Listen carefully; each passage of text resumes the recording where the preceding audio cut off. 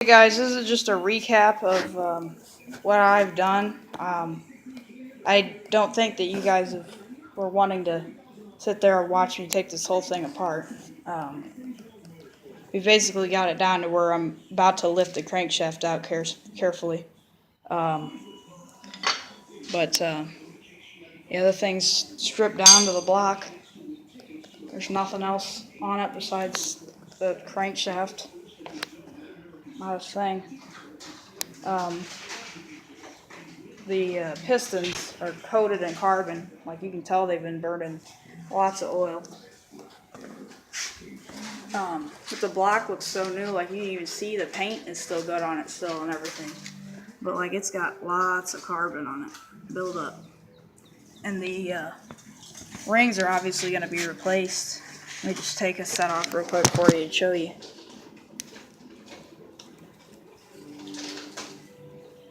Your primary, second, and secondary compression ring look to be worn down on this motor.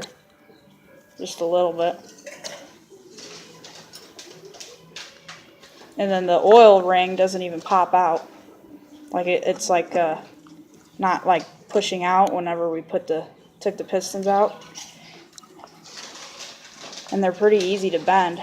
It's just caught up in the groove. The secondary compression ring is hard to get off because it's kind of light. It likes to stick into the other groove.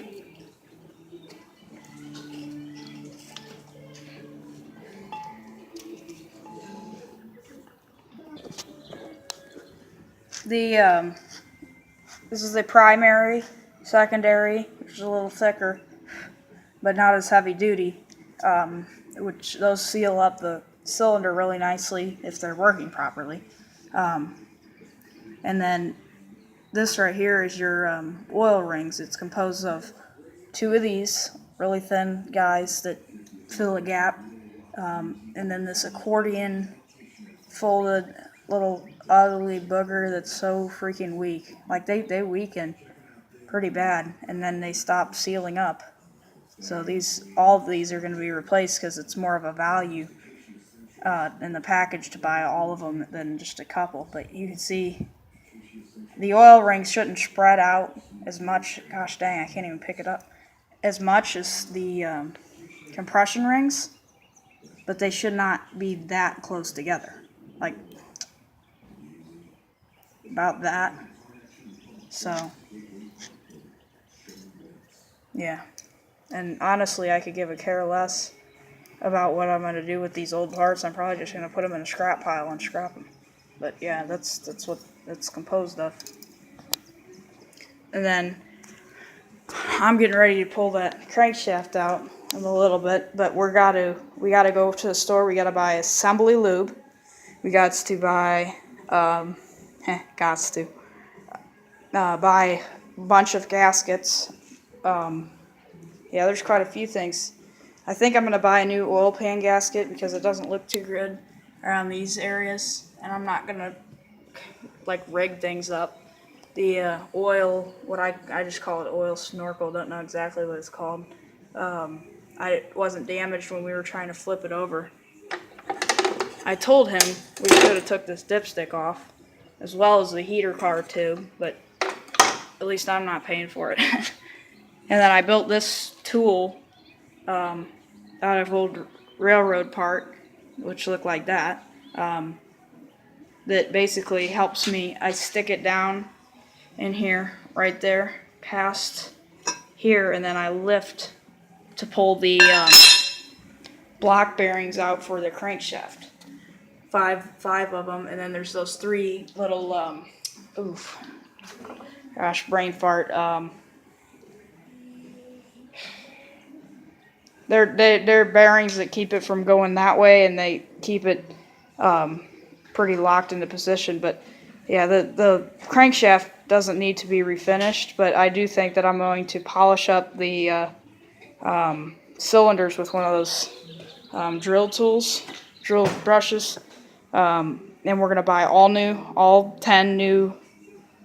5 pairs of new crankshaft bearings, all piston rod bearings, and then all of the rings, and the wrist pins I'm going to leave alone because I think that the rebuild is full enough that way, and the wrist pins don't have any slack.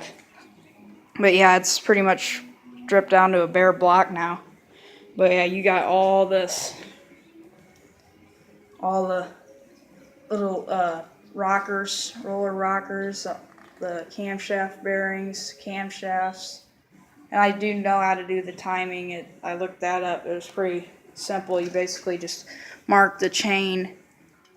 You mark this chain link down here, color it like that one, and then you follow it down, and then it'll be like that at the end.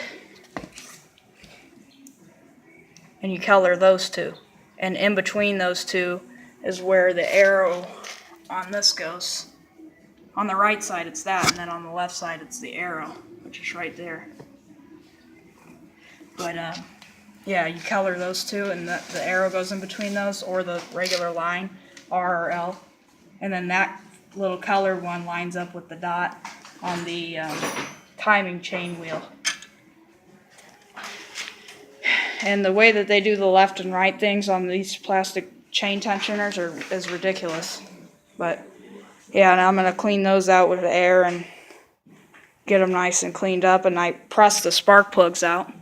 You can see straight down to the towel on all 8 openings. So I did that with my press and did it really clean too. This is what the bottom of a cylinder looks like, by the way. On a 3 valve, you've got your 2 intake valves, spark plug hole, by the way, pretty obvious, and then your exhaust valve is bigger because you can't just have the little exhaust valve and 2 regular sized intakes. Oh. Yeah, that's why they call it a 3V, 3 valve. And there's those block bearings and all these parts. So. Torque converter, covers, all this freaking parts everywhere. But yeah, please like and subscribe.